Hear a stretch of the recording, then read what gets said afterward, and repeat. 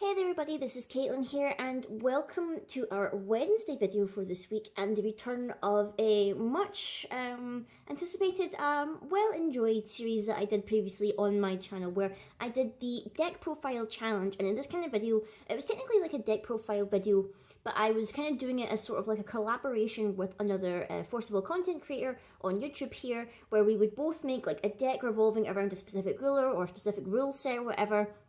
And we both make a deck, upload our deck list or whatever, and basically see which deck people preferred more, and or like just seeing what our creative minds could come up with, giving us like certain like linear circumstance or whatever to create a deck. Now I got in touch again with the awesome BizzyDad, who he actually approached me again saying, "Oh, are you interested in doing the deck profile challenge again now that the new set is out and everything like that?" And we were pretty hyped to get back into it because we did this before and it was a lot of fun to do, and Bizzy took it on board and he was so enthusiastic and everything like that, so it's a great thing to do. So we are doing it again. I'm not sure whether my video will be up first or his will be up. I'm guessing it's just depending on our upload schedules or whatever, but the challenge for this week was actually to build a deck around this sad little girl here, which, if you can't tell by the extremely sad artwork here, is Kaguya. It is the new Kaguya from the new set Return of the Dragon Emperor.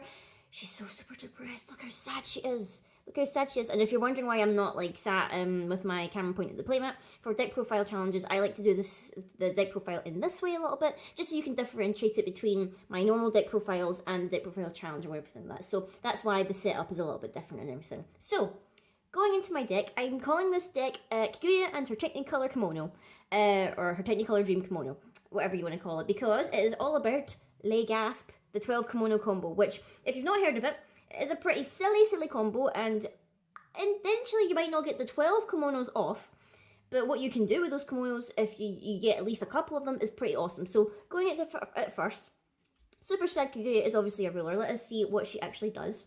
She's Kaguya, Tears of the Moon. So super sad. She is a wizard. You're a wizard, Harry. She's a wizard, and her judgment is 0. You can only judgment though if you've put a treasury item into your field this turn. So basically, she's got a free flip cost, but you technically do need to pay something because you're playing a treasury item anyway. She's got energize for water or wind, and she has a 0 cost ability where you reveal the top card of your deck. If it's a treasury item, you put it into your hand. Play this ability only during your turn and only once per turn. So basically you get a little free glance at what's at the top of your deck. So like a sweet old Shion ability essentially. And if it's a treasure item, then you can put it into your hand. And when she flips over, she's super majestic. And look at this full art that you can't really tell properly or whatever because of the lighting in my room here. But it is a super awesome card. She becomes Kaguya, the Millennium Princess, with a really awkward looking crown on her head. She's got all these abilities. She is a moon princess. She's Sailor Moon, finally, at long last. She's got a whole wall of text here, so my apologies if I'm reading a bit too much. Reading cards in a card game? Pfft, who would ever thought? As long as you control 3 or more treasure items, she gains barrier. So she's protected from Black Moon Beam, essentially. So you don't technically need to run one Secluded Refuge, even though it helps. You can rest a recovered treasure item you control, and a target J/Resonator gains minus 200 attack until end of turn, which is kind of nice enough. You can rest 2 treasury items you control, and you can produce either water or wind. So essentially a few extra magic zones depending on when you flipped. You can rest 3 treasury items you control and draw a card. You can rest 4 treasury items you control and return a target resonator to its owner's hand. So basically a bounce back. And then for 5, this becomes a 15/15 with flying until end of turn. Now, as far as I'm aware, I'm not sure if all those abilities stack. So as far as I'm aware, basically, if you've tapped the 5 treasury items in order to make her a 15/15, you do not then get to say, oh, I also produce wind or water or blah blah blah. It's only like you're tapping them all for the one ability. The abilities don't like stack up or whatever. So if you can do the 5th ability, or is it even the 5th ability? If you can do the last ability, she at least has barrier and flying, and she's a 15/15. So she's a pretty big beat stick. But the main idea of this deck is not actually to flip Kaguya, but it's actually to do something else in regards to her treasury items. So I have my handy dandy deck list here on my iPod, and I'll be showing you some of the cards, whatever. I've not got all of them on me, basically because I was like trying to like build this deck or whatever, and I've not got all the cards on hand because maybe they're sitting in other decks right now being used or whatever. So my apologies if I've not got all the cards here, but I know what the ones I'm missing do. Basically I picked the simplest ones to pick out. So for this deck, we've got 4 Sacred Elves. Now, if you've been playing this game for long enough, you know what Sacred Elf does. You basically tap it and produce green. Sadly, there's no tap and produce water in our Resonator. I was tempted to put the Water Wizard from Vingolf in, but then I realised she only lets you pay water towards chance and not additions. But if she could use it for additions, she would make the Kimono Torpor thing a lot more broken. But again, she can only play chance, because she specifically says produce water will for chance. So basically we can't use it for additions, which is super sad, but oh well.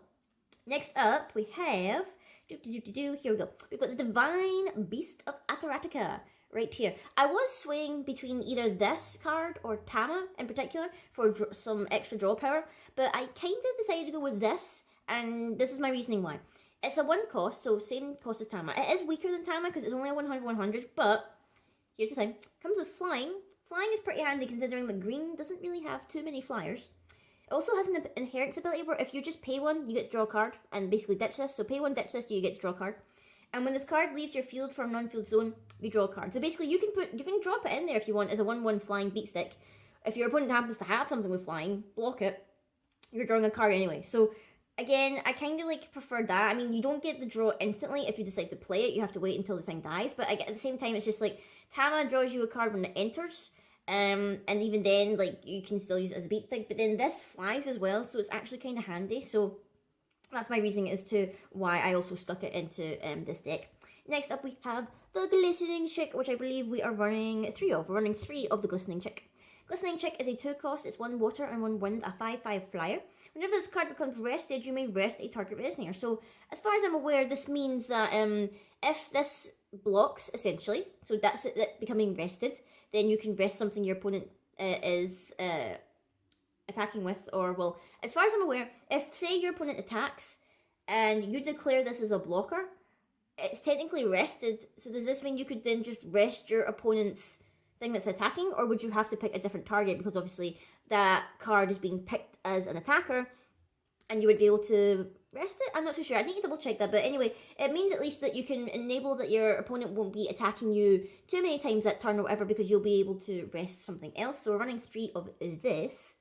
And then next up, we are running probably one of the more cellular, well, not cellular, but one of the most, funnily enough, useful cards that I didn't think was actually going to be useful until I realised how many different combos you could work with this.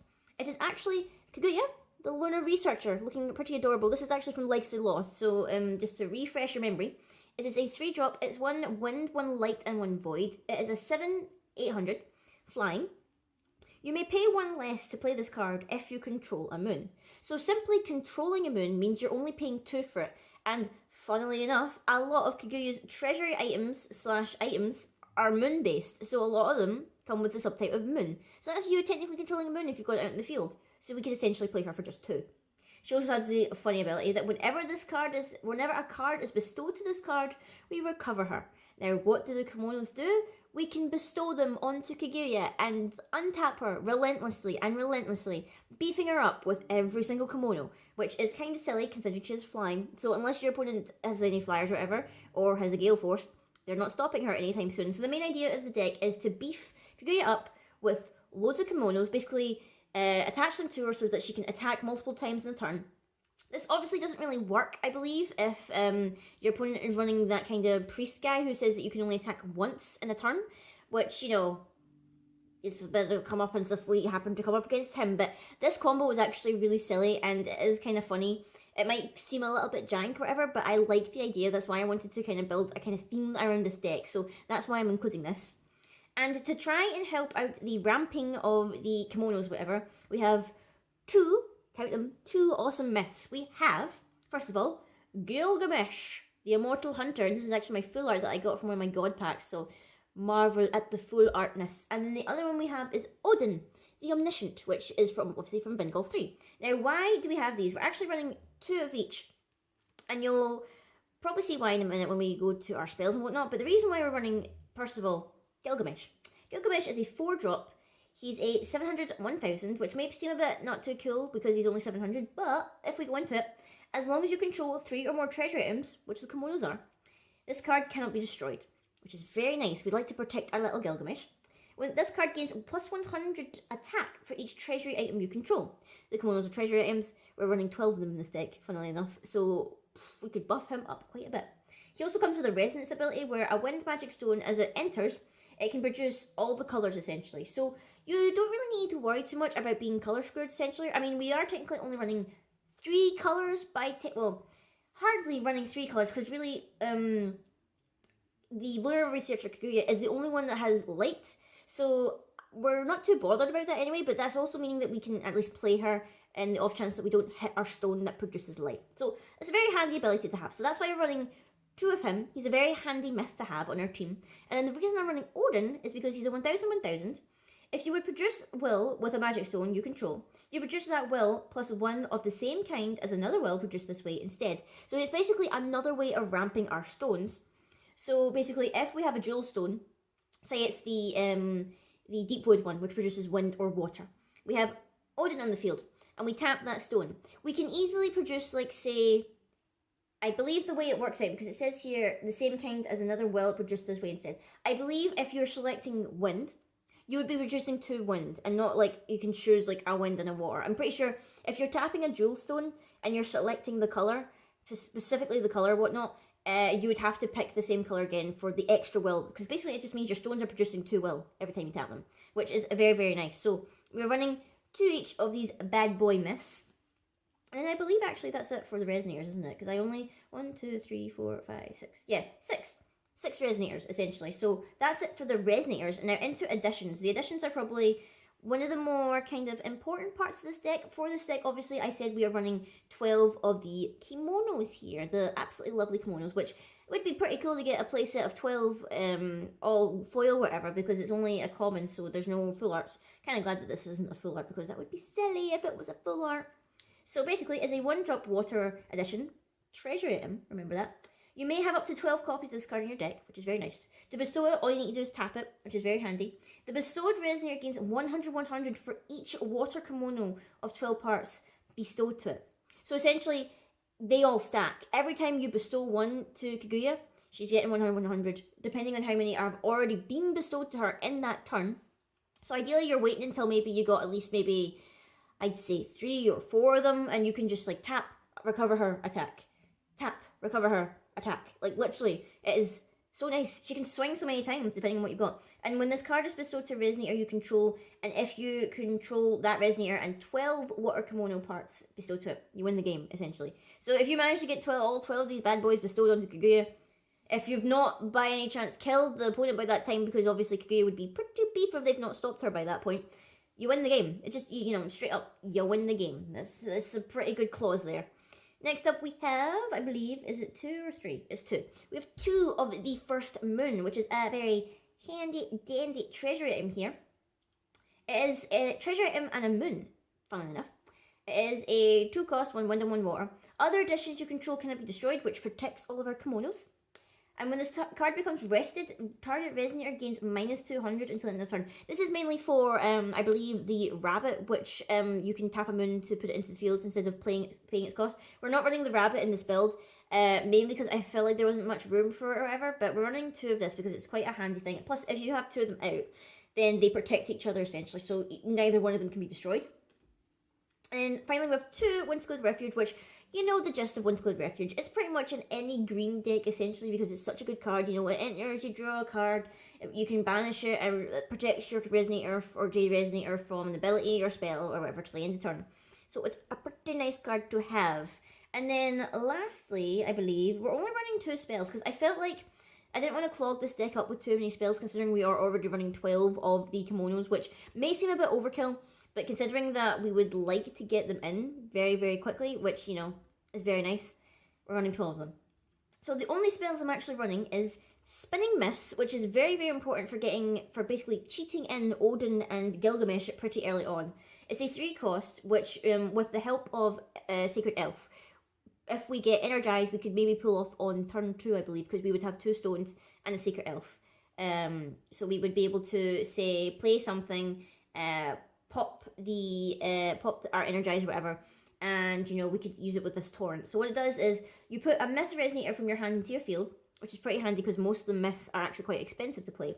And it has a torrent where you can put the top card of your Magic Stone deck into your field. So we're essentially getting a little bit of mana ramp as well as getting a big beefy myth into our field, which is why we're running this at 4, because it's pretty important to get either Gilgamesh or Odin out as early as possible so that we can ramp the stones. And then lastly but not least, we have Wall of Wind, which is, you know, basically our simple cancel target spell unless the controller pays 1. We don't really mind too much if they're paying 1, because mainly they're just using up their mana, / will, whatever we're calling it. So that's why we're only running these, and I feel comfortable enough running that at a 3 cost. So we're basically running 3 Wall of Wind. And then onto our Magic Stones, which aren't really complicated really, because considering that Kaguya's got a dual type ruler, you don't really need to worry too much about your stone base. We obviously have Kaguya's Stone of Sorrow, which is Kaguya's special magic stone or whatever that came with the set. Focus, camera, focus. Basically, if you don't run Kaguya as your ruler, then you're paying 300 life if you want to come in untapped.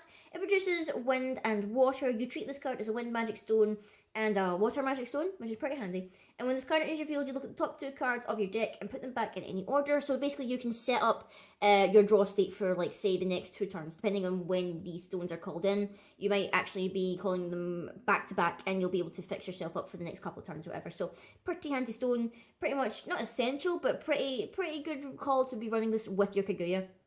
Next up, we're running 4 of the Magic Stone of Deep Wood. This is our other jewel stone that produces water and wind, so it's kind of handy to have this to make sure that we're getting all of the water, essentially, for the kimonos, because we need that water dough. And then the last stone, which I don't actually have with me because it's in another deck, is 2 Stone of Gusting Skies. That is the jewel stone that produces wind and light. That's mainly there because Gilgamesh's thing is that when it's a wind magic stone that enters, so essentially just in case we get a little bit colour screwed, we want to make sure all our jewel stones at least can be treated as a wind stone, which is why we aren't really using Ruler's Memoria or just like a basic magic stone, because at the same time it's just like we can still produce another colour and the off chance that we don't get what we want, and essentially so, and that way we've at least got 2 chances to get the light for Kaguya, but ideally we'll be able to use Gilgamesh's Resonance or whatever to be able to produce the light attribute and everything like that. So that has been my build for this Kaguya deck. Let me know, guys, what you thought of it below. What are your ideas on Kaguya itself? Do you feel like you should push her more towards treasure items? Do you feel like you want to push her more towards myths? Or, like, is this deck maybe not Resonator heavy enough? Do you think that there's not enough spells? Bizzy's video will probably be coming up sometime this week, I believe, if I'm remembering correctly. Be sure to check him out. I'll link it below to his channel page. You should check him out already if you're not subscribed already, because he's an awesome dude. And, yeah, I hope you enjoy both of our videos. Hopefully we'll be doing a lot more collaboration. That's not a word. Collaborating. That is the correct way to pronounce that, to use your English. We will be collaborating more, hopefully, in this year and whatnot, as more cards and that come out and everything like that. So let me know, guys, what you thought of this deck below. Leave your comments down below. Check out my Patreon if you're not checked out already. We're entering April, so that'll be the perfect time for you to pledge or whatever, so you can get all your rewards and everything like that for the month of April. So until next time, guys, I will see you all later.